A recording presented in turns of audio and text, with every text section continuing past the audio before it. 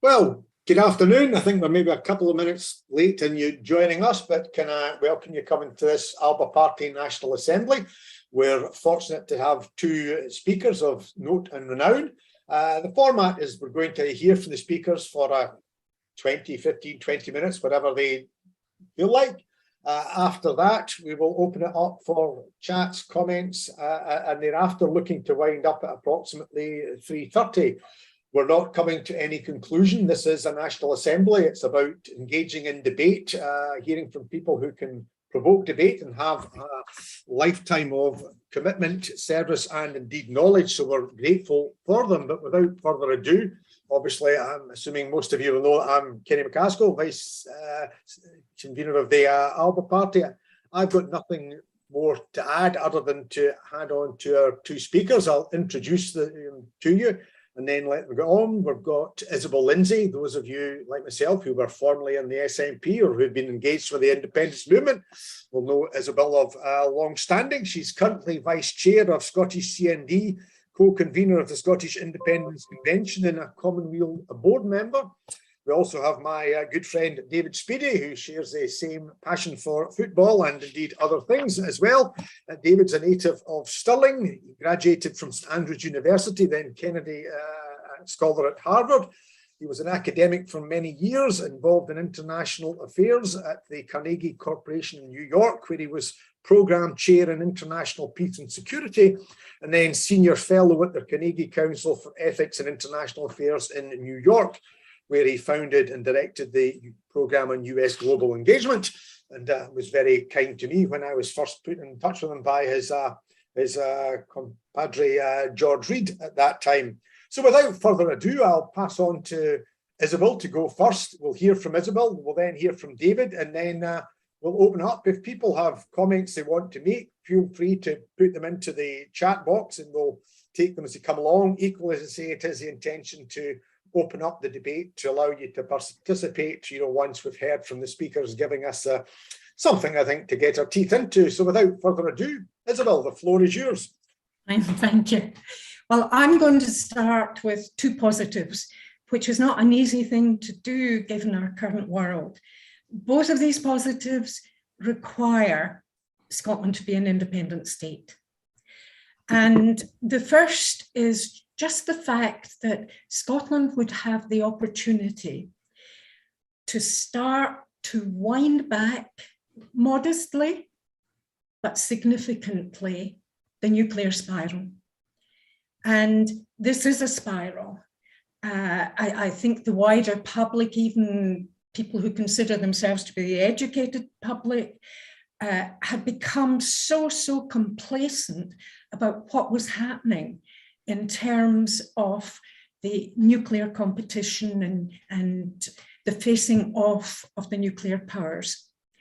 And the assumption was this was kind of some frozen stability, but the reality, of course, is that all of them have been busily upgrading, developing the technologies, and these technologies are becoming more and more sophisticated. We now have, pretty surely, the US, China, and Russia who've got hypersonic weapons, and these can go 5 times the speed of sound, can maneuver in the air. Now, this is just starting and taking off. And it was interesting, and perhaps we should have paid more attention to it, but I remember there was one quotation that had come from a couple of years ago that Putin made in an address to the Russian Federation, just saying the speed of change is getting greater and greater, and that if you stay still, even for a day, you've lost. Now, that kind of attitude of mind, that kind of view of threats and technological advance is in many ways the reality of what has been going on. It's not what, over that period, the public has perceived. Now, the opportunity Scotland has since we happen to be one of the major nuclear sites in Europe, we have all the nuclear firepower, the UK's nuclear firepower.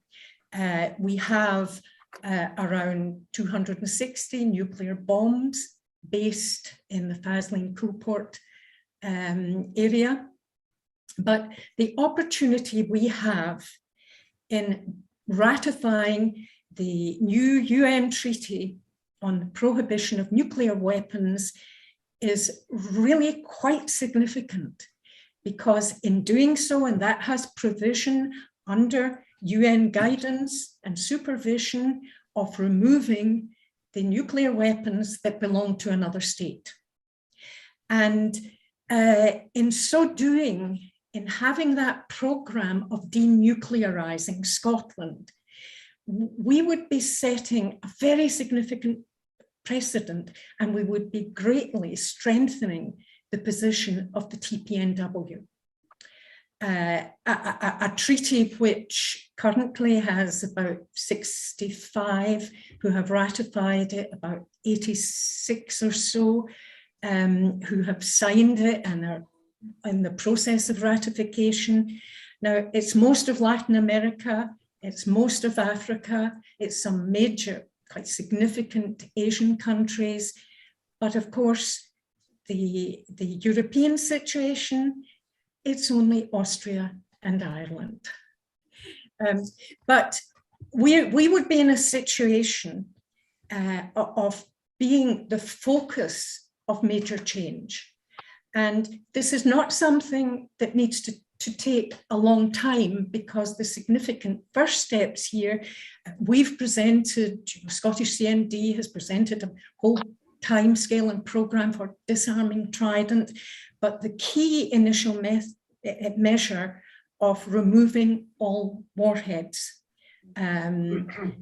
So there is, happy to answer questions in this, but there is a programme, there's a timescale in which this can be done. And of course, yes, it does mean that there will be a lengthy period if the remainder of the UK wishes to continue as a nuclear power. Can I say this? It's not a real nuclear power. We have 9 supposed nuclear powers in the world. 8 of them do have independent systems. The UK, the 9th, is totally dependent on the United States and has been for decades. But nevertheless, we very much hope that the Scottish action would create a big movement, as we had in the 80s, to end Britain's nuclear role, supposedly independent nuclear role. But whatever it is, there certainly would be a period in which it would no longer have viable nuclear forces, a period of years. It could make its choices. Now, it would also enable Scotland, as an independent state, to develop centres to promote nuclear disarmament, to promote peace. We would have a very significant role, I think, to play there. Now, on the question of NATO, I don't approve of NATO membership, of course, but the thing that is crucial, absolutely crucial, is that the question of getting rid of nuclear weapons from Scotland is settled before there is any application for NATO membership, if that is what a Scottish state decided to do. Because if you do not deal with that question, if you don't deal with it early and firmly, you will be subject to enormous pressure and enormous blackmail. If Scotland is absolutely clear that it's going ahead to do this, that it ratifies the TPNW, that it has international backing, and those decisions are made, then the decision about NATO membership, I would be one campaigning against, but the decision of NATO membership is then one for a Scottish Parliament. Now, the next positive that I want to mention is just a role model. It's always rather intrigued me the way in which senior figures in the SNP have always avoided highlighting Ireland as a major international role model, except in the context of the EU. But in fact, Ireland's foreign defence policy, security policy, foreign affairs policy, one could say, has been an outstanding success. Ireland last year was elected to be one of the rotating members of the UN Security Council. Next month, Ireland will take over for the month the presidency of the UN Security Council. I hope that SNP leaders and others will be congratulating neutral Ireland on this. And, but of course, this is the result of decades in which Ireland has played a very positive role. It has supplied year in, year out armed forces for UN peacekeeping missions. It has been a key player in developing the TPNW. It was a key player in rescuing the cluster bomb treaty, along with Norway. And as far as I can see, Ireland has lots of friends in the world. I can't identify many enemies. It also spends a very small proportion of its GDP on conventional defence. So this is a very attractive model for Scotland, which somehow or other doesn't really get noted much. Now, I just want to go on to say quite briefly, when we come to conventional defence, to Scottish Armed Forces, I think we want to place these in the context of wider security issues. And to be fair, the UK does this in its 5-yearly integrated reviews of these matters. And it is interesting at looking at these that you find all kinds of things quite high up there, in fact, very high up there, that aren't about being invaded or attacked by other states.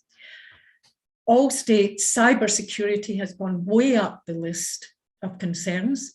Obviously, pandemics has gone way up the list of concerns.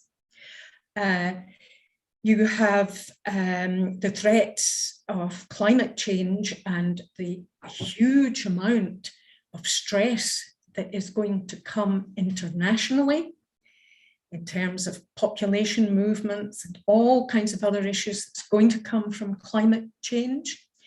In the UK's identification of key security issues, it's interesting that quite a number of them are also economic.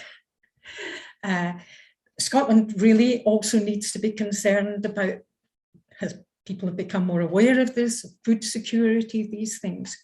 So yes, of course, we have to have conventional defence forces.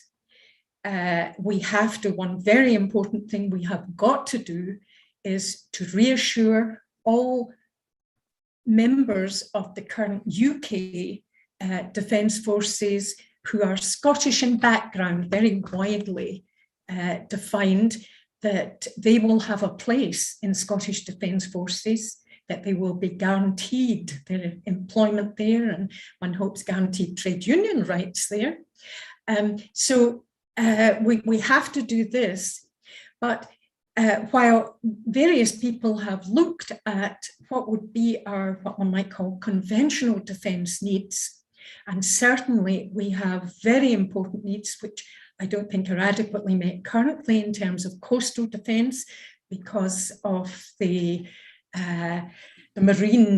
growing marine resources that we have in energy, in fishing and so on. So there are areas which are quite clear that we do need serious investment. But it's not easy currently, given the state of technology, to define much in advance what may or may not be needed.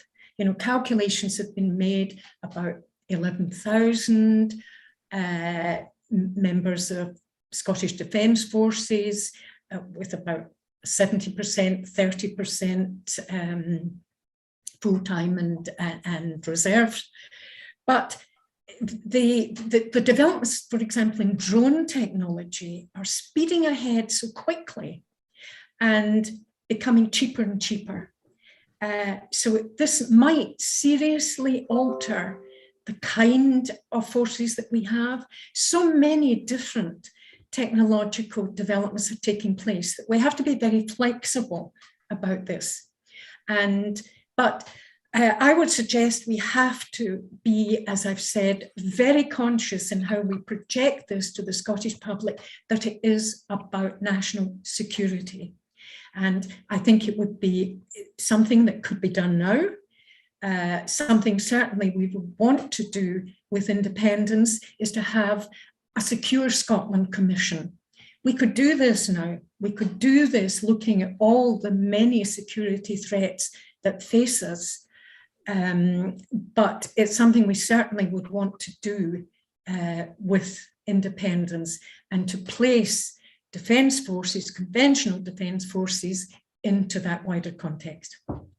Thanks. Thanks, Isabel. Well, without further ado, can I pass over to my friend David? Thank you, Kenny, and thank you everyone here for inviting me to present a view from 3,000 miles away. Good morning from the United States, specifically Virginia, and good afternoon to you. I want to say right away that I am not in any way an expert on Scotland today. I've been away for a long time. I had a nice trip back about 3 weeks ago and managed to visit family and friends. But basically, I've kept in touch through wise individuals like my good friend, Mr. McCaskill there. And we have kept a dialogue over the years. I'll also say, having paid my membership in the ALBA party, I'm delighted to see this. I think it's an important and timely shot in the arm for the independence movement, when things in other quarters, shall we say, seem to be getting a little bit jaded, a little bit weary almost. And I will also say that back, I think almost 10 years ago, I had the privilege of inviting and hosting Alex Salmon to speak at, Kenny mentioned, the Carnegie Council for Ethics and International Affairs. Suffice it to say that after Alex spoke, a member of our board pulled me aside and said, if we took a vote in Scottish independence, I don't think anyone would be against it after Mr. Salmon's presentation. So it's great to make this reconnection, as it were. I will speak about three things briefly, because, as I say, I'm not an expert in Scotland today, but I think a lot about my native country. And so the first will be some comments on the global order in the world, or you might want to say the global disorder. Then I will add some thoughts to Isabel's excellent comments about NATO, because clearly that's an important part of the equation for the defence and security of an independent Scotland. And finally, I'll say just a very few words about Scotland itself and where I think it belongs in this overall context.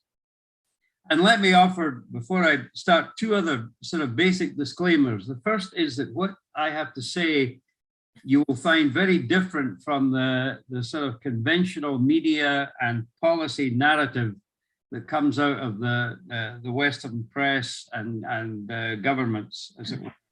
I make no apologies for that.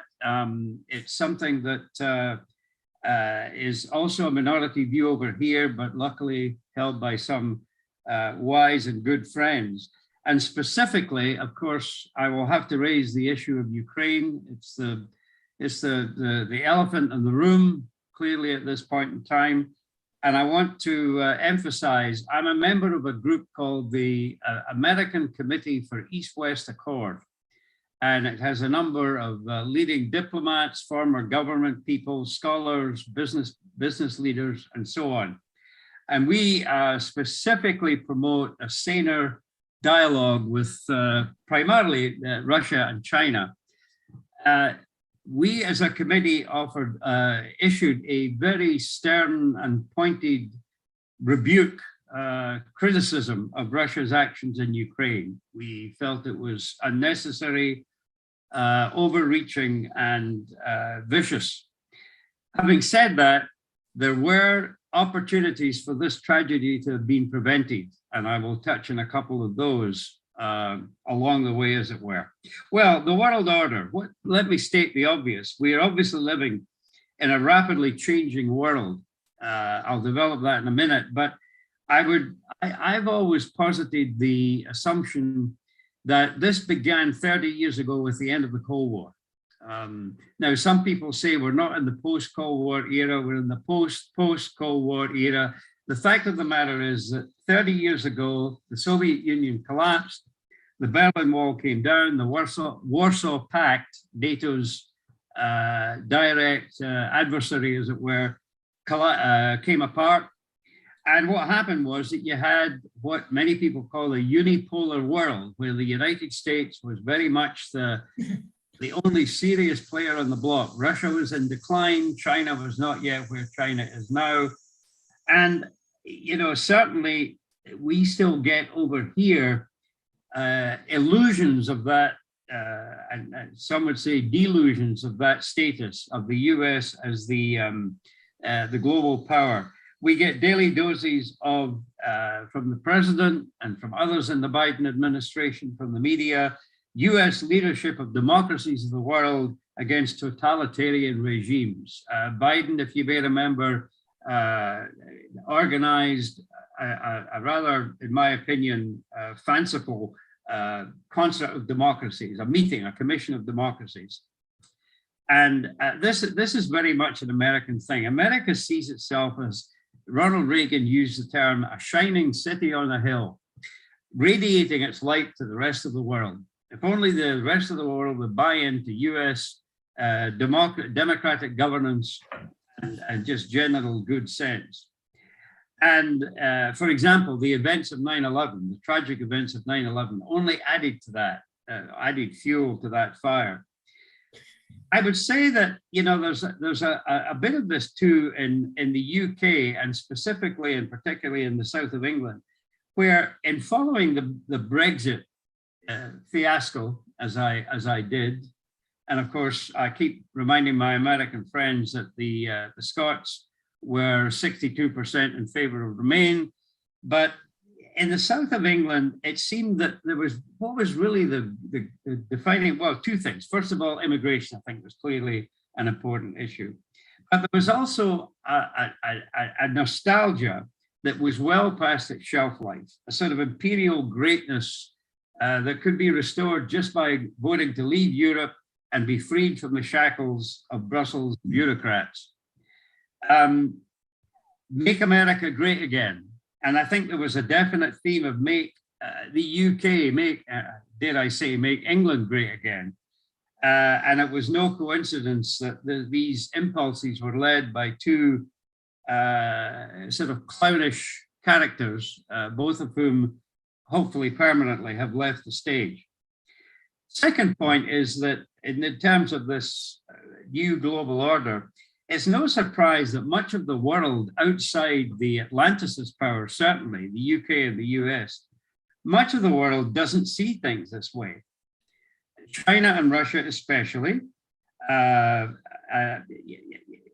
but others, because in these post-Cold War 30 years, important changes have occurred. The first, of course, is the rise of China, more rapid and more substantial, militarily, economically, albeit with challenges, societal challenges, but nevertheless, China is poised to become the #1 economy in the world. It is flexing its muscles, especially in Taiwan, and the US is in sort of reactive mode at this point. But there's been a more modest but significant recovery within Russia, fueled quite literally by oil and natural gas reserves, which Russia still manages to make available despite sanctions to the rest of the world. And this after, by the way, a disastrous decade. I've been in Russia, I think about 9 times, several times in the 1990s, where the country was basically in free fall, socially, economically, and the economic collapse in Russia was, of course, aided and abetted by US, quote, advisors, unquote. And that's something that hasn't been forgotten or necessarily forgiven in Russia. But what we have now is clearly, I would argue, a multipolar world. It's not just the US, it's the US and China for sure, but also think of countries like Russia, India, Indonesia, South Africa, Brazil. And they have organized, it's not just solo flyers here, the so-called BRICS countries, Brazil, Russia, India, China, South Africa. These countries talk to each other, they deal with each other. And so they present a significant challenge to US hegemony. It comes down for every country, including the US, first of all, to what we call national strategic interests, asserting their own needs, and of course, energy is clearly a major one at this point in time. And even in Europe, in some of the NATO countries, there's significant pullback on NATO and EU attempts to restrict the flow of Russian natural gas to Europe. But it's also more than just strict national security or defense policies. There's also a cultural element here. These countries, many of them simply don't see the US style of governance as an ideal model for them to replicate. Plain and simple. The world is not one size fits all. And I've heard often in my travels, for example, and this is kind of an aside, but it's an interesting one. They say, the Iranians, for example, say, why should we trust another joint communique plan of action on nuclear weapons when Trump could come back in 4 years and tear it up again? Your policies change every presidential cycle. And so the world is, I would say, justifiably skeptical about this notion of US leadership and doing deals with us. And most recently, there's the most dramatic recent illustration has been the refusal to follow the US and the UK lead in taking action against Russia for the invasion of Ukraine, which, as I said before, was inexcusable, but nevertheless avoidable, as I'll get to in a minute. But China, India, Indonesia, South Africa, even Israel, one of our closest allies in the world, has refused to take absolute supportive action on behalf of the anti-Russia, the sanctions on Russia that have been imposed by the US. Turkey is a fascinating country in this case, because Turkey is a country, of course, it's in NATO. It has aspirations and has frequently petitioned to join the EU, and yet it buys Russia weapons. It buys Russian weapons technology, which irks the Americans no end. We Americans should say no end. And of course, Turkey has tried to find a mediating role on the Ukraine issue. So in other words, to sum all this up, as Scotland as an independent nation contemplates its place in the world, so to speak, to quote the great philosopher Bob Dylan, the times they are changing, and they're changing very significantly and very fundamentally. And the US, for all its power, cannot bring these troublesome dogs to heel. The only other thing I'd add from the point of view of the United States is that, you know, we're in a mode at this point where we see the weapon of choice as sanctions.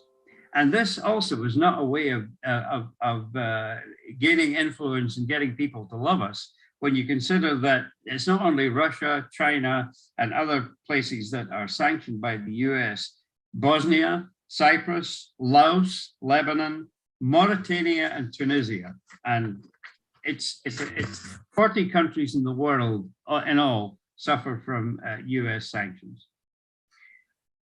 Now, obviously, our engagement with Europe is NATO. So let's move on to NATO for a minute. NATO decides what the terms of US decides what the terms of being in in NATO will be. 2% of GDP. I'll get back to that at the end, talking about Scotland. As far as I know, to this point, only 4 countries have met that figure: the US, the UK, Poland, and I think one of the Balkans, I think Estonia.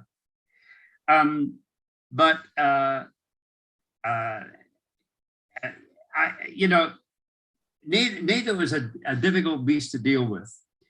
30 years ago, at the Cold War's end, at that pivotal moment, I remember listening to a very important, knowledgeable, and sensible member of the US Senate, a man called Richard Lugar, a conservative who, along with Senator Sam Nunn, played a major role in safeguarding the former Soviet nuclear complex.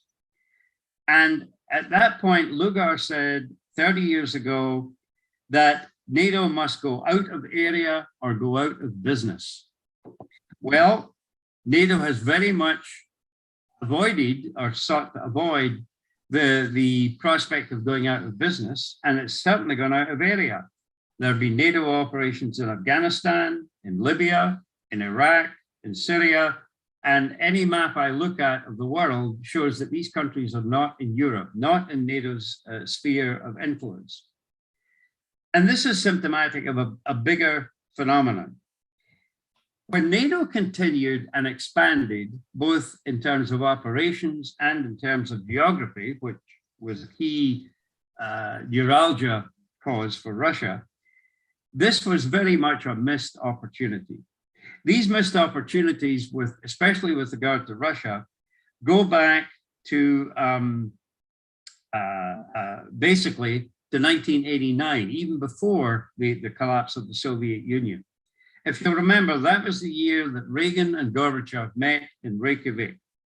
And to pick up Isabel's point about nuclear weapons, they issued a joint communique that said something very interesting.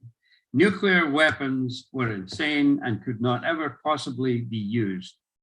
And we came so close to the countries of 90% of the nuclear warheads of the world. We came so close to abolition at that time.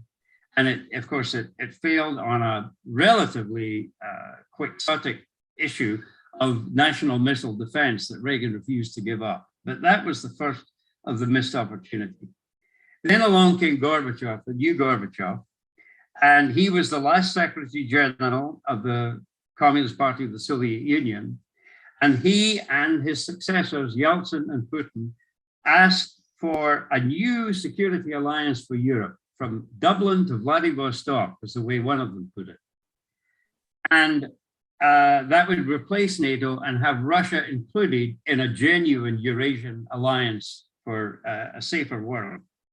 Needless to say, the US rejected this idea. Then Russia asked about NATO membership. Could Russia then become a member of NATO? Again, it was rebuffed. So NATO, 30 years on and long after its founding, really adhered to how it was described by its beginning Secretary General, Lord Ismay: keep the US in, keep Russia out, and Germany down. And that's the way it's been. And oh, by the way, I'm sure you probably know, the Supreme Commander in Europe of NATO forces is always an American. Always an American military leader. 2008 was a significant year because that was the origin of what has led to the tragedy of Ukraine. At the Bucharest NATO summit, the Bush administration, George W. Bush, Bush II, essentially announced that Ukraine and Georgia were on track for membership of NATO. And at the time, the American ambassador to NATO told the president and his administration that this was the reddest of red lines for Russia, that this would be a very dangerous move.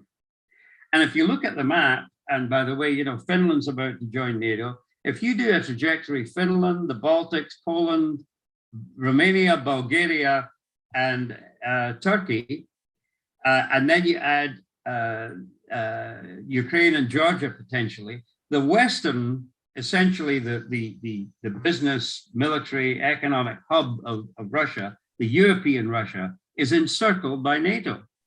As someone said on the other side, why should Russia be afraid of NATO? The answer is, look at the map. So, and the second thing, as far as Russia is concerned, were the color revolutions that we fomented in Georgia and Ukraine, in Central Asia, the so-called color revolutions. Russia was not under any illusion that the last one might be a color revolution in Moscow itself.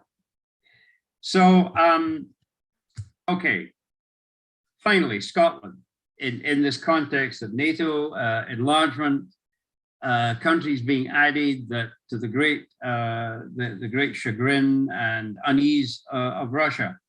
As I said, as Scotland contemplates NATO, and I agree with everything, by the way, that Isabel said about the nuclear question, because frankly, Scotland has only one card on the deck that NATO cares about, and that is the fleet off the West Coast, the nuclear submarine fleet. That's what is valued by NATO. For that, we would pay 2% of GDP. Now, that doesn't sound like a lot, but if you do the maths and where that 2% could go, it's really quite significant. And it might well, by the way, be raised in a post-Ukraine environment, again, at the US's behest. Finland and Sweden are about to join, we gather, NATO. And the only thing is, I don't particularly want this. The Russians don't really particularly care because there have been informal initiatives between these countries and NATO already. But historically and geographically, they have a proximity to Russia that we simply, by we, I'm saying now Scotland, don't have. And just to throw one other thought in the mix here, it's not necessarily NATO member and military expenses don't necessarily protect a country if Russia really is the bogeyman, which some European, not all European, but some Europeans think it is.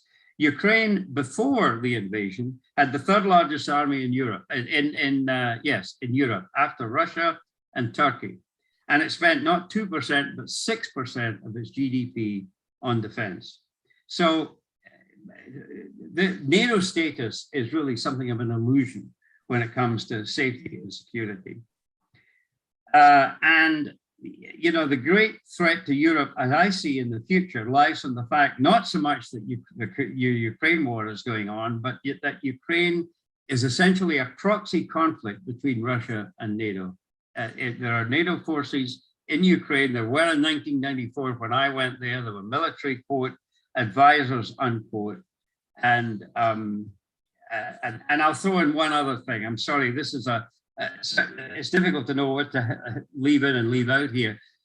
One of the things that has reached the press here, and even those who are in support of supplying weapons to Ukraine, the question has come up, where are all these weapons going? They've already been found in the Balkans. Some have been found in Syria and in Iraq. There is, unfortunately, a culture of corruption among certain places in Ukraine that these weapons are simply not reaching the armed forces of the Ukrainians that they're supposed to be reaching. So that also leads to the instability of a future sort of European security with regard to what may develop from the Ukraine war. Finally, the special relationship that existed between the US and the UK as a whole is absolutely dead. I would argue it was over at least from President Clinton onward. There have been pivots to Asia, there have been focuses on the Mideast, and you know, it simply is no longer the case that what Harold Macmillan sought with the nuclear deterrent, which, as Isabel said, is totally dependent operationally on the United States. Those days have long gone. Scotland, however, on its own, is a country that, as we all know, has punched above its weight in so many ways, in the great settlers overseas, in inventions, in culture, literature, every conceivable way. And I have to laugh sadly every time I read about, you know, Scotland, is Scotland ready for the EU, for example, which I do support, Scotland pursuing EU membership. We have Slovenia, Estonia, and Bulgaria in the EU, but Scotland isn't ready. That has still got to be argued convincingly to be. And I'll mention one other organization that Scotland ought to have an eye on, the Organization for Security and Cooperation in Europe. A lot of people haven't heard of that. It was a very, very interesting organization, again, set up at the end of the Cold War to deal with internal ethnic disputes and so on. There's a High Commissioner for Refugees. It's been deliberately marginalized by NATO because it does not have primarily a military mission to it. It's more political, cultural, social. OSCE, with a Scottish role, would be, in my opinion, much more beneficial for everyone concerned, including Scotland. And finally, you know, we're in an environment now where we'll be coming into a post-COVID world. We may hope we're there already. With future pandemics, with climate change, as Isabel mentioned, with international terrorism, all these guns lost in Ukraine, for example. These problems have not gone away just because they've been dwarfed by reporting on Ukraine. These problems still exist. And Scotland, I believe, with decisive, and I think Isabel's idea of a Secure Scotland Commission is an excellent one, sooner rather than later, frankly. I think Scotland's niche in the world could be forceful, could be decisive, and could be sensible. And with that, Kenny, probably having gone on too long, I will hand back to you. That's Ken. Isabel, do you want to make any comments and pick up on anything while we technology and open up? There's just one thing in particular, because David might not have picked it up. Like the Scottish media, we didn't bother to pick it up either. Surprise, surprise. Last Sunday, George Robertson, our former Scottish Secretary General of NATO. It's an Andrew's man, I'm ashamed to say. Always very much the loyal Atlanticist, but in an interview he did with Times Radio last Sunday, towards the end of that, he said some things which I think are really striking, is especially striking for George. And he said that it was wrong of NATO in 2008 to say that they would support Ukrainian and Georgian membership.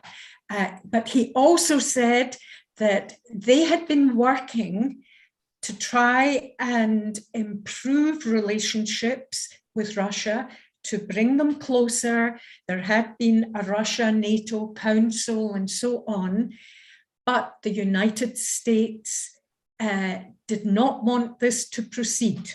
This was under George W. Bush, did not want this to proceed, and in effect vetoed the attempt to build more constructive and positive relationships. Now that's George Robertson, former Secretary General of NATO.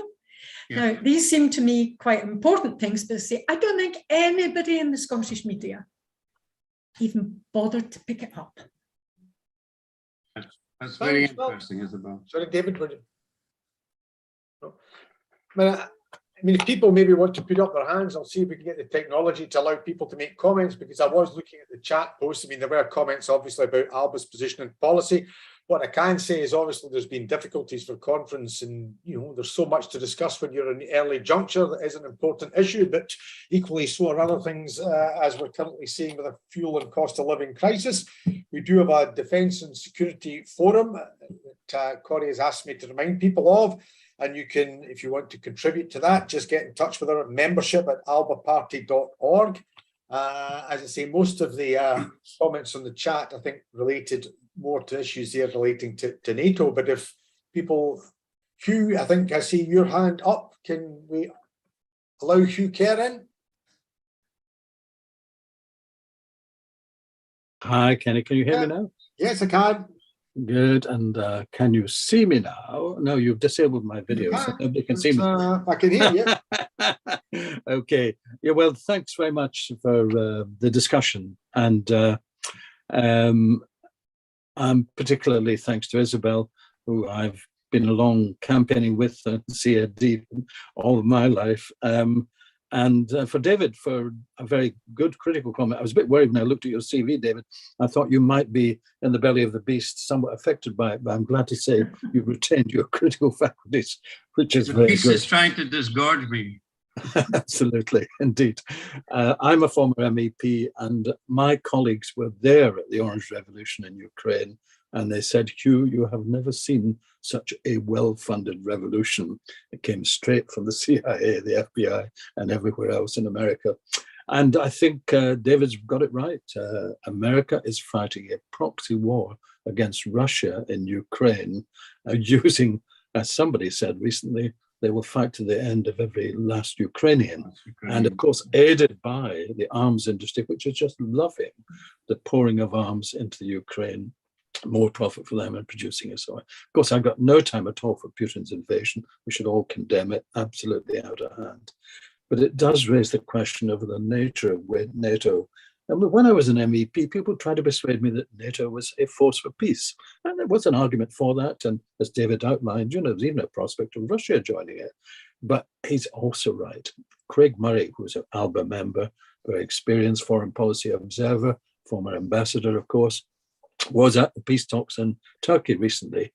He said the story was that Ukraine would have settled with Russia on Crimea, plus the eastern Donbass areas, in return for them withdrawing their troops to the rest of Ukraine. The Americans wouldn't let them. The Americans said, no, the war must go on. That's the line that Craig picked up from Turkey. And I think that's the truth. So for an independent Scotland to say, we are going to be something different, we're going to be new, then I think Isabel has it right. Ireland is respected internationally around the world. It supplies forces for peacekeeping. It's seen as a force for peace, and it's not diminished because of its stature internationally because of that. We cannot allow a Scotland, which is independent, to have nuclear weapons based on our soil. And to be frank, we won't be allowed to be part of NATO unless they are. That is the quid pro quo. So we do have this choice to make. And so I welcome the fact we're opening the discussion now. I didn't know that the Foreign Policy Forum had been set up. Nobody's actually told me about it, despite me raising all these resolutions. So I'm glad it has, and I shall happily contribute to it. But we do need to have that. And we do need to let the membership decide it. And some of us are a bit suspicious that, Alec didn't want this decision made, which is why it's being deflected from the floor of the conference over several issues. And so I think it should be a thing that the members should say. You see, we've got to be seen to be different from the SNP. We've got to be more distinctive. We've got to be more for independence. We've got to be more for social change in Scotland, a different kind of Scotland. And that includes a peaceful kind of Scotland. And I remember when Angus Robertson, Who Dares Wins, dragged us to support NATO. And Kenny, I have to tell you, was one of the reluctant supporters there. Kenny looked abashed and ashamed. And Alec, of course, was key to actually getting that vote through. I think ALBA members, if given the choice freely, would vote for an independent, peaceful Scotland. And I hope that people at this forum would support that as well. So thanks for the discussion. I don't know if David or Lindsay have any, David or Isabel have any comments that you want to make on what Hugh said. I'm waiting on hands going up. I'm seeing some things going in the chat line, but I don't know whether Isabel or David, you want to pick up on anything? Well, I'll just say briefly, Hugh is absolutely right about fighting to the last Ukrainian. That's something. I've used the image that what we're doing is providing David with more stones for his slingshot. The problem being, in real life, David doesn't win, Goliath wins in the end. Exactly. And the other thing that comes to play here is that we're talking about solutions. Again, there were so many things that I couldn't get in, but I'll just say briefly. One thing that America has constantly said is, don't be afraid of NATO expansion. And, you know, what's this about Russia's national strategic interests, regional interests, so to speak, you know, the former Soviet space where Russia is concerned about Ukraine, Georgia, and so on and so forth. Well, the fact is we're ignoring the fact that Russia and Ukraine have a relationship going back centuries, 1,500 years. America has no such alliance with any country in the world. I mean, obviously, America is a lot younger than that, but we simply don't understand that. And also, we had a thing 250 years ago called the Monroe Doctrine. And the Monroe Doctrine said that we will go to war to prevent any interference in what we see as our region of interest, namely the Americas. And yet we take a look at the map and we see Russia, Ukraine, Georgia, and the Baltics, if it comes to that, and we say they don't have the right to have a sphere of interest. I'm sorry, it's rampant hypocrisy and cynicism. Isabel, have you any comments before I see Andy McCall wants to come in? Yeah. No, let's hear some more from the floor. Andy, can we unmute Andy McCall?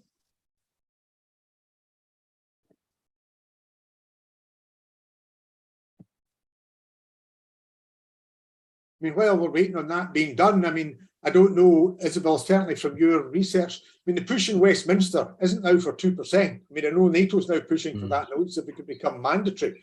You know, Tories are now talking 2.5%, 3%, you know, backbenchers. It's not just 2.5 and others. I don't think it's inconceivable that the UK is going to look at pushing its defence spending up, notwithstanding the fact that people can't heat their own homes. It's scandalous. You know? Yeah, I mean, it's off-quoted, but it has been permanently true, and that was Eisenhower's very sad comment as he left office about beware the military-industrial complex.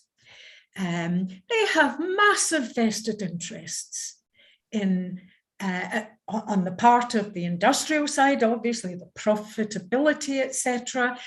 On the military side, it's more the standard thing of power and prestige. You know, there's reference in passing to the Finnish and the Swedish applications for NATO membership. I would make some points in relation to that, and that what we might call important sections of the political, industrial, and military elites in these countries were well down that road long before the Ukraine war. And the reason that was obvious, you know, yes, there were lots of joint exercises, etc. The reason why that was obvious is that these countries were obvious contenders to support the TPNW. And initially, way back when the process started for that treaty, they were sympathetic. But then when it came to the bit, two neutral states in Europe, the most obvious ones to say, right, we're ratifying it, no ratification, no signatures for support, no ratification. And I asked the senior Alexander Kamentz, the senior Austrian diplomat, who has been very much at the heart of the TPNW. I mean, I kind of knew the answer, but I asked him when he came to speak to us, what was the reason for this? And he said, no question about it, it was NATO membership. It was NATO who put extreme pressure on them, and they fell into line because they were well down that road anyway. What they didn't have was the public with them, but Ukraine gave them the public, and they jumped as fast as possible. So, you know, I think one has to see the politics and the background to those things. But I have to say that, again, going back to the Austria and Ireland, who are the European states who have ratified, they ratified overwhelmingly. Don't think there was any, as New Zealand, as lots of the big countries in the world South Africa, Mexico, these have been key players. Malaysia, Indonesia, and Bangladesh, Vietnam. But the island, for example, it completely crosses party boundaries, and they all supported it. Thanks. While we're still trying to get technology to sort out, poor Andy McCall, who's waiting with his hands up, there have been some questions. One question I don't know whether both of you'd like to comment on is, what sort of defence force would Scotland require after independence? I mean, obviously, that depends where you position your country and your military, but I don't know if Isabel and David, either of you have a view about what the nature of the Scottish Defence Force should be? Yeah, I think we have to go right back to saying what are our security risks. Now, I mentioned the fact, and I don't think there's any doubt, that we need strengthened, something we don't have just now. The late and lamented Bill Austin, who sadly died just about a year ago, and who did a lot of work on practical coastal defence. And of course, the points made there, we don't at the moment in the UK have that kind of practical defence against smuggling, and the estimates, which are ones that UK authorities confirm, of many, many millions of pounds that are lost because of that smuggling via our coast, because there's inadequate protection there. And as I say, the protection of our marine resources, we also have the kind of issues of serious organised crime. These are all things that you've got to look at. So there's no doubt that the naval expansion is not submarines we need. It is most certainly not aircraft carriers of those kind of vessels, but we need more personnel on that coastal defence side. Armed forces, certainly our hope would be we have to keep our established and well-trained armed forces. We would hope that of things they might be called to do, it would be in terms of emergency aid, it would be in terms of UN peacekeeping, because the idea of someone invading us, I suppose a push you could say, who would it be? The only reason for other powers invading us, our landmass, might be because we've got the Faslane base. But apart from that, I trust we would have built good and positive relationships with our neighbour in England. So we have to think these things out. And we certainly have to guarantee our existing people in the armed forces that they will have employment here if they wish. They will have better employment here because they will have greater opportunities here to live at home and be members of a Scottish Defence Force rather than the conditions in much of the UK as members of the UK Defence Force. But I very much hope that we, our armed forces might go to help in disaster situations overseas. They won't go to invade other countries overseas, which is what our Defence Forces, very sadly, have been used for by the British state. David, do you have any comments or thoughts? No, I only to echo again what Isabel said, Kerry, and that is that, look, obviously the configuration of a defence force ought to be in sync with what the real threats are. And I think, she mentioned narcotics issues. There's the question of illicit weapons smuggling. As I say, weapons are literally all over the world at the moment, and innocent countries are being used as transit points. So you do need a strong coastal defense force. Someone mentioned the Coast Guard in one of the messages I happened to look at in the chat room. So a Coast Guard is essential. And the UN is very interesting too, because one thing about this Ukraine tragedy has been the relative impotence, frankly, of the UN. The Secretary General has made some very resolute statements and so on and so forth, but the UN has really been a bystander, in my opinion, in terms of real access to and mitigation of the conflict. And I remember a very wise man, an English fellow called Brian Urquhart, and a commission that we put together after Rwanda at Carnegie. He called for a rapid reaction force of elite forces who could go to places. Not to get off the subject, but Rwanda people said 600,000 people could have been saved if the UN had had a force of 5,000 who could go in and prevent the conflict. And that rapid reaction force, an elite force of specialists, is something that a country like Scotland could easily provide, and not so much in terms of huge numbers of personnel, but adequately trained in the real threats. Thanks. There was a written question before I come to Roddy McLeod, and hopefully Andy might work out his technology. As Denise has asked both speakers, what's the most worrying development in the defence of our planet, and what's the most hopeful development? So, what's the downs and what's the ups, if there is any ups? Very good. Isabel, do you want to go first? Oh yes, it's the ups that's the problem.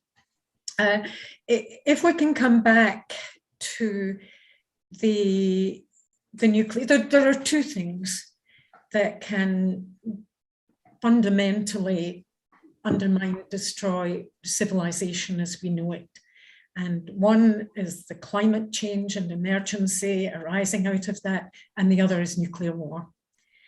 And the problem is that the technological developments are making everything faster and faster.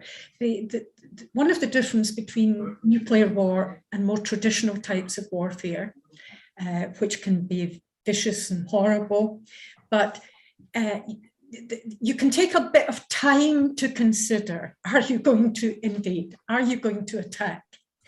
But the nuclear war situation, if you get into the situation where you think you're going to be attacked, where you think it's a matter of minutes, a few people and minutes in making decisions.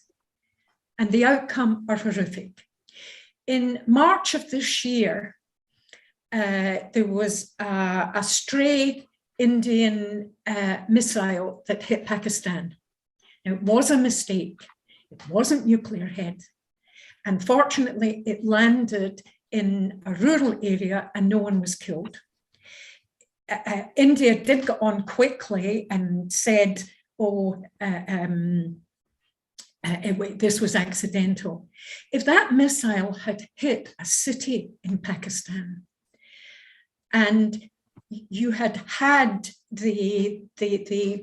the desire or the need to have a quick response from Pakistan, goodness knows what could have happened in a situation like that. Now, if I can quote you again, we're talking here about what we call the mainstream people. I don't know, David or others, if you noted the speech that was made by Stephen Lovegrove, who's the senior UK security advisor. He used to be the head civil servant at the MOD. And this was to a US think tank. And I have to say, apart from the fact that he did the usual thing of saying, oh yes, we must currently keep nuclear weapons, that there wasn't a great deal that I disagreed with. He said, we're in a much worse situation than we were in the Cold War period. In the Cold War period, we had actually developed, especially after Cuba, we had developed communication systems. We were actually talking to each other quite a bit of the time. And there was progress in terms of a series of developments, from nuclear test bans, non-proliferation treaty. You know, there was some progress being made. But he said, and this is a conventional insider, he said, there's no communication now. People aren't, the two sides or the various sides aren't really communicating with each other. There aren't serious steps being made. Things are going backwards, not forwards. We need new security structures in the world. And in particular, the situation vis-a-vis China is deteriorating. So this is an establishment figure pointing this out. And the trouble, as again, I'm trying to remember who it was recently. Again, it was an American, and certainly not a radical, who was saying it's the terrifying situation in China, because if they did try to take over Taiwan, America has got itself into such a position that it would have to send aircraft carriers there immediately. And China would bomb an aircraft carrier or two, and sinking and killing all these American servicemen. And then where would it all go from there? You know, where is the next step in retaliation? And it's one in which the US is not likely to come out of it very well, and perhaps neither is the world. So this is a very desperate situation that we're in, that could easily deteriorate further. And this is why the Scottish role, small as it might be, is so important, because we would be going against the tide.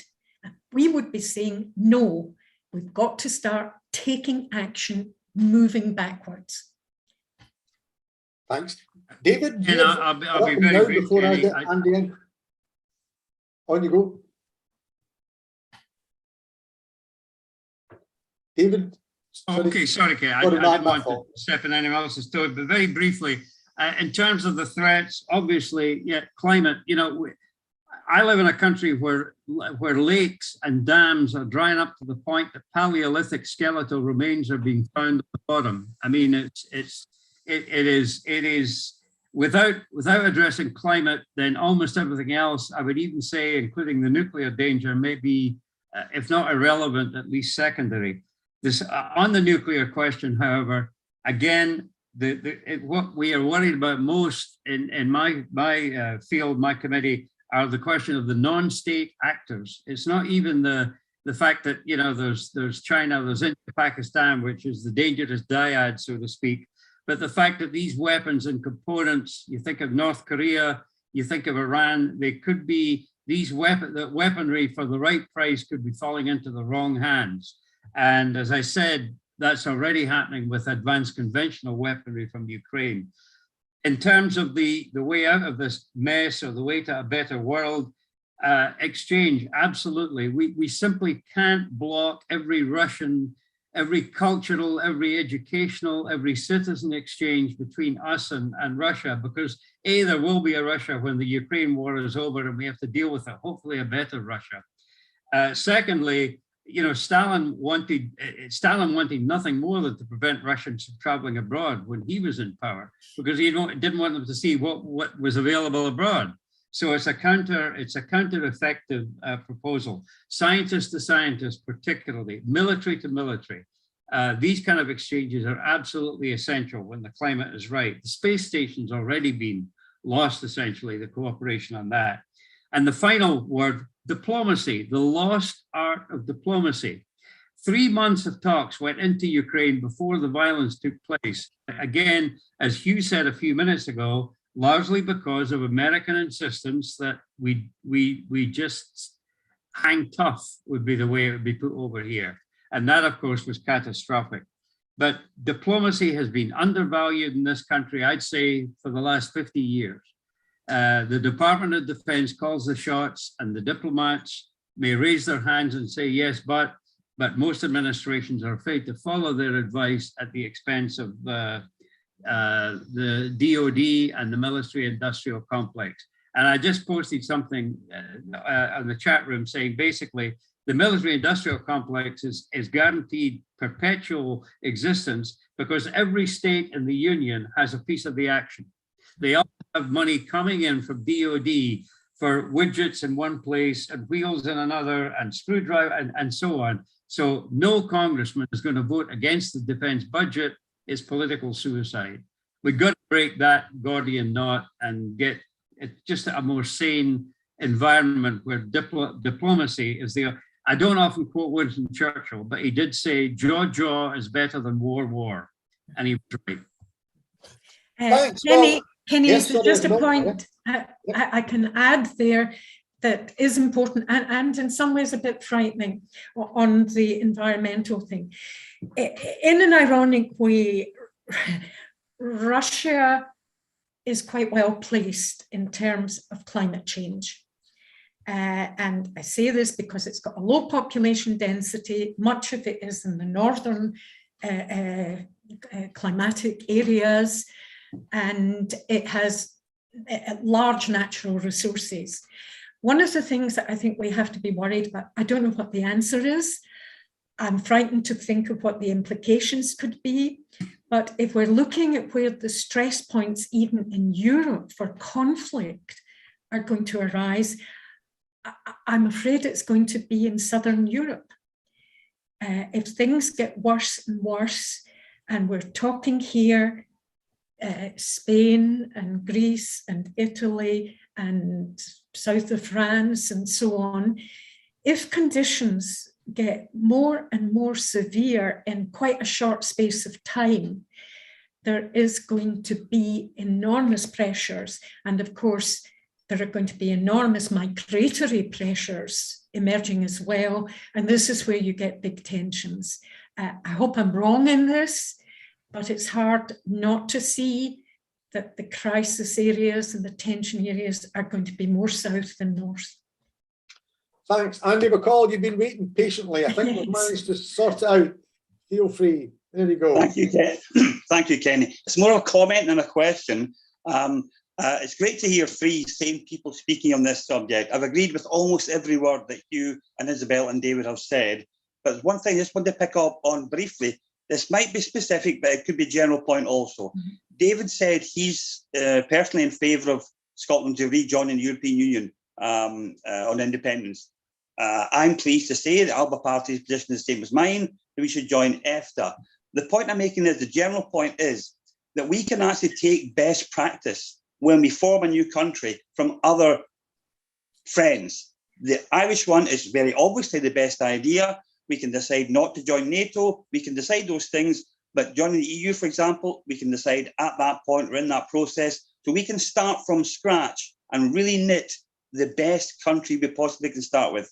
That was all, just a wee comment. But everything else, David, you said, I've agreed with. One wee point. Rodney McLeod, your hand's down, but you were wanting in. Are you still there? Yep, still here. Yep. It's again more of an observation. I would just say fantastic, both to David and Isabel. I've thoroughly enjoyed and been informed as well as entertained. Thank you. I would just say that I'm going back to 2012. I was on the wrong side of the argument in the SNP. I never wanted into NATO, but I accepted it at the time. But looking at it now, NATO, when it was founded, I think was a grand idea. But I think when the Berlin Wall came down, its days were gone. It's now gone from a defensive to an offensive. And as far as I'm concerned, it's nothing more than a wing of American foreign policy, and dare I use that word, imperialism. We're told constantly that China and Russia are the danger. Now, as far as I know, maybe David or Isabel can help me here, but I believe Russia's got two bases outside Russia. One is in Pristina, if I can pronounce it properly, and the other one is in Syria. China, as far as I know, has no foreign bases, whereas the Americans have 199 global bases. So what's defensive about that? They now want to expand also into Asia.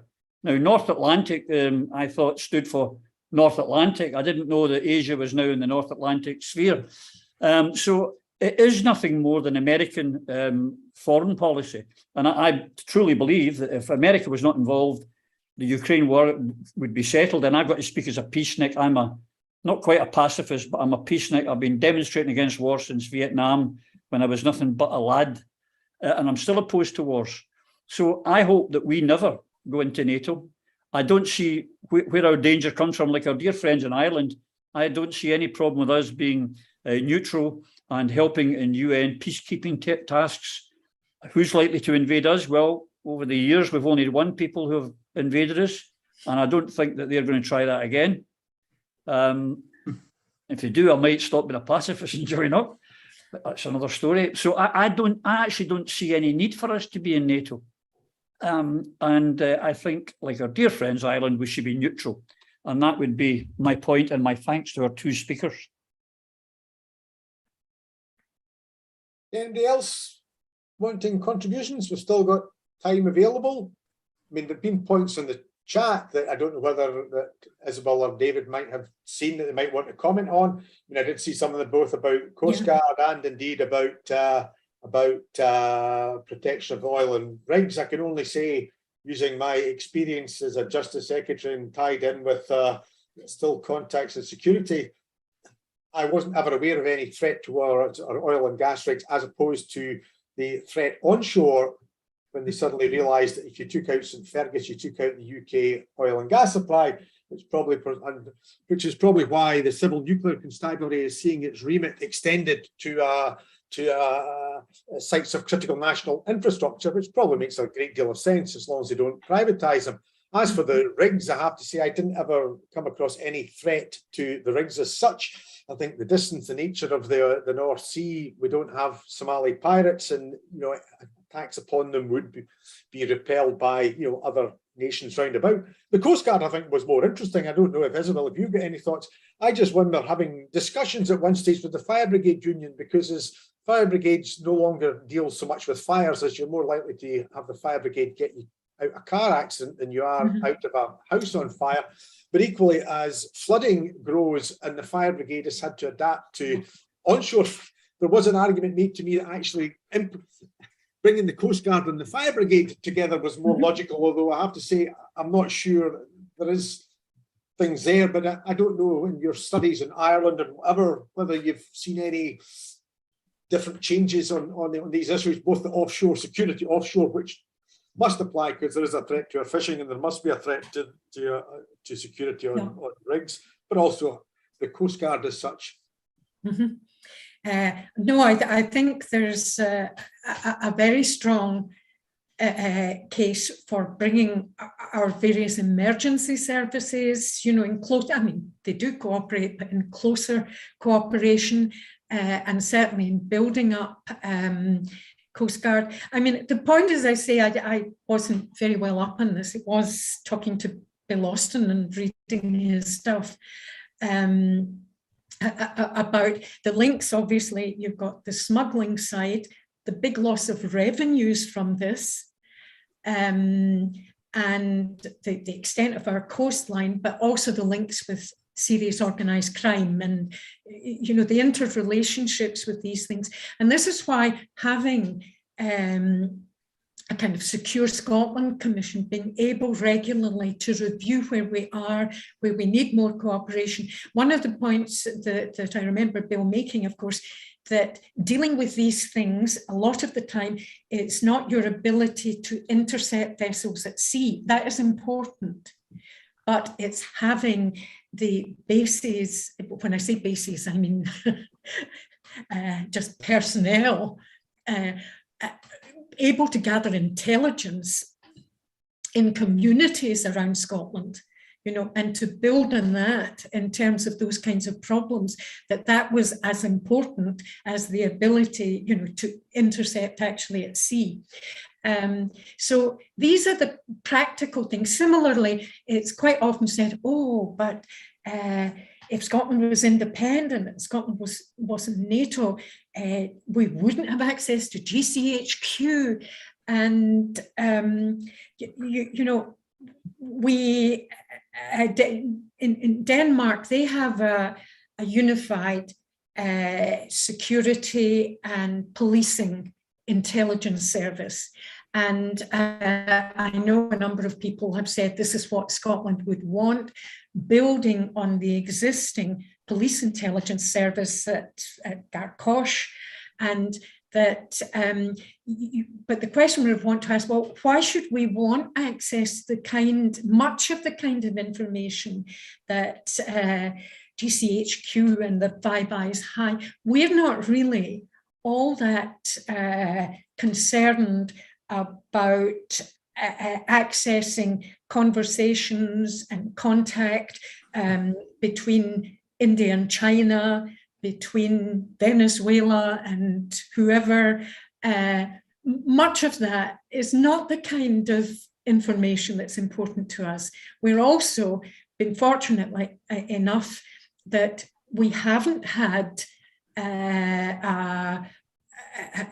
big terrorism issues and problems in Scotland, and this is anyway important to be dealt with in the policing side. So I think we can build in these facilities.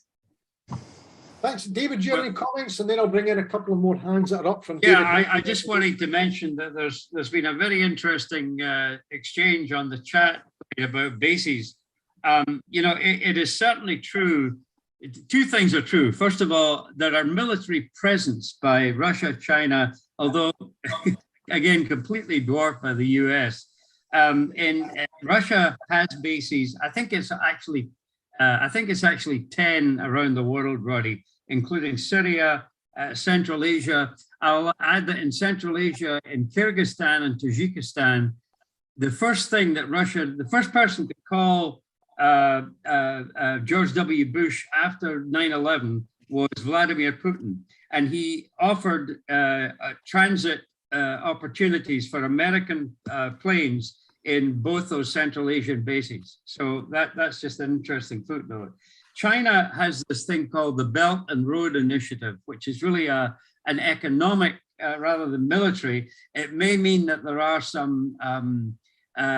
some military sort of explorations going on there in Africa, but Mr. Raymond James is right about the islands in the East Asia seas. That's the main thing on the Chinese side.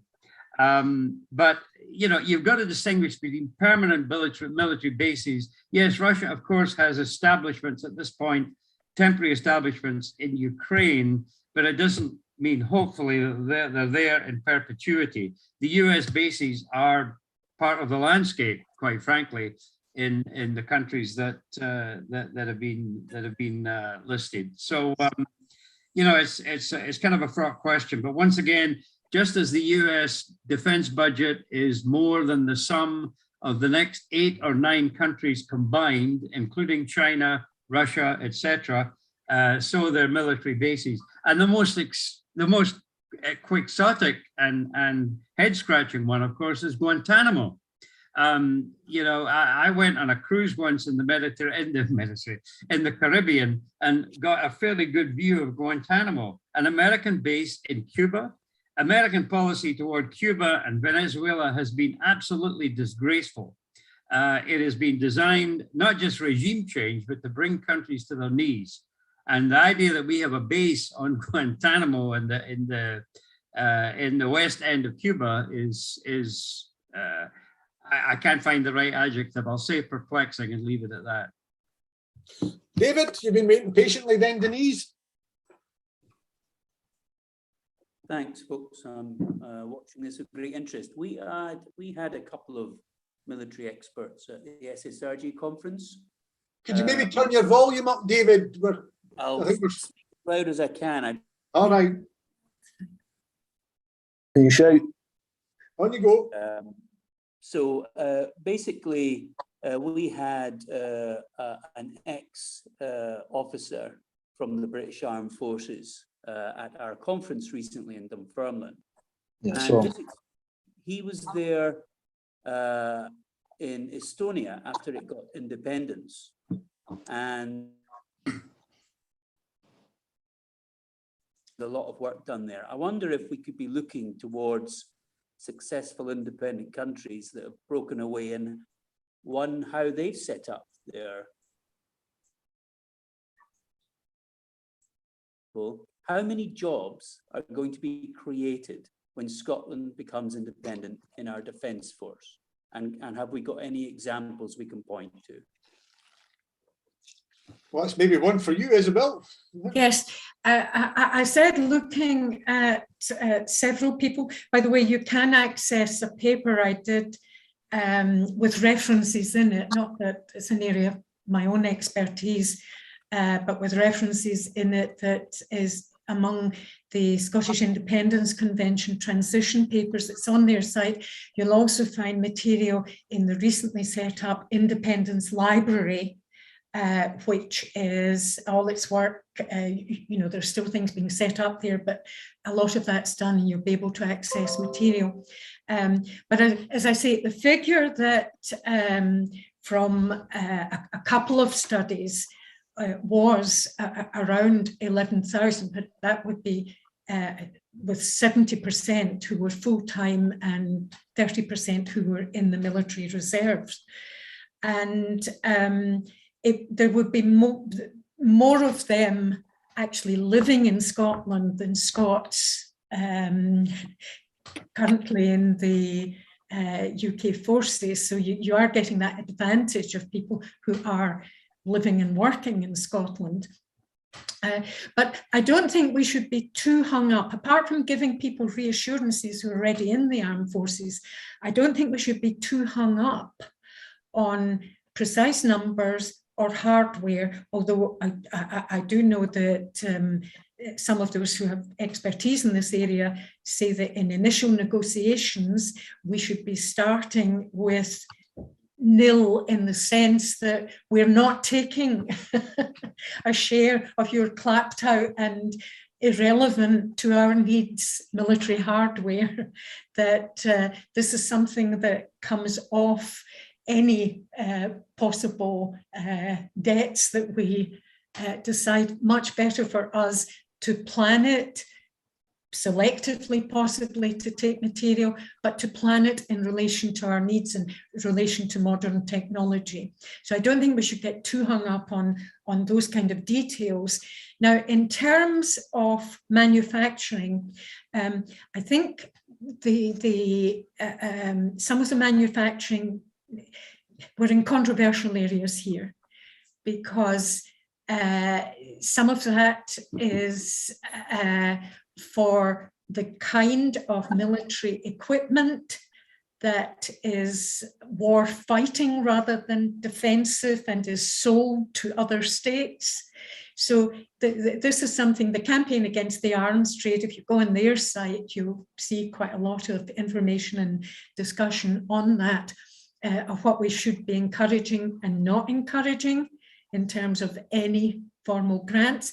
I think what we've got to do is instead, as so many have said before, we've got to put the investment into the positive and constructive things, especially into renewables. We need an army of people to retrofit our houses. We need them to be trained. We need people to push forward with all the new technology if we're going to really bring people through the whole climate change crisis that are ahead of us. And I think that's where we should be putting our attention. Thanks. Denise Findlay, then I think that make that the last contribution, because I do know that David has another event following on from this. So Denise, and then I'll see if David and Isabel want to wind up. Thanks. Denise. Hi. Yeah. Yeah, so thanks very much. It's really interesting. I'd like to ask Isabel in particular how she sees the role of women in defence and peace, in peace processes everywhere and in defence. Yes, well, I'm all for equality, which means that, yes, there will be women, there are women, and will be women in the armed forces. My hope it's not always fulfilled, that my hope is that the influence of women will be more in the direction of peace and disarmament. But I don't want to be too assertive in that. I think it is true in general, but somehow or other it doesn't always work out when it comes to the women who reach the top of the political trees. I don't think Hillary Clinton was exactly a real campaigner for peace and disarmament, or Margaret Thatcher, nor Liz Truss. And there are some other examples that are better, but I wouldn't want to be too dogmatic on this. Okay, David, do you want to comment on that, or just make some final comments overarching as we draw things to? No, I'll just make one sort of overarching final thought, Kenny. But in relation to the last question, Margaret Thatcher was, of course, a great admirer of Gorbachev, but I don't know how deep it went. As for Liz Truss, I don't hold out a great deal of hope there. Hopefully that is a strictly momentary diversion from decent governance in Britain and eventually independent governance for Scotland. What I would like to lead with is the idea of the importance of strategic national interests. I mentioned it in my presentation earlier. And what that really means is, yes, we all have. Russia has a right to feel a sense of what's secure in its neighborhood, not just in its borders, but in its neighborhood. And at the moment, it has every right not to feel secure with NATO expansion. And the US has a right, and it keeps asserting that right. I mean, why do we have as one of your, as Roddy McLeod said, why do we have almost 200 bases around the world? We see the world as our strategic interest. Why can't Russia have its own?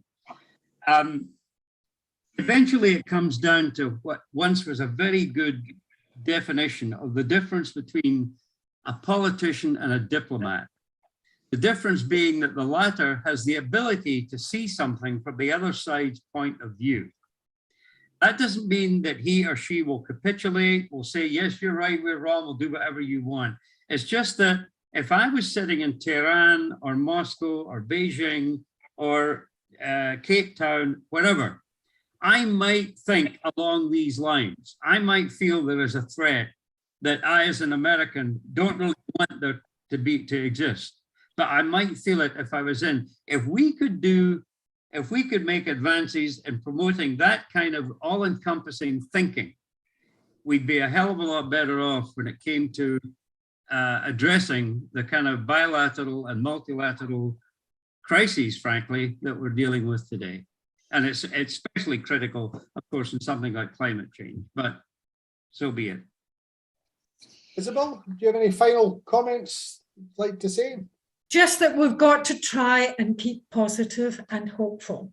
It's not easy, but who is going to promote a different vision if it's not us?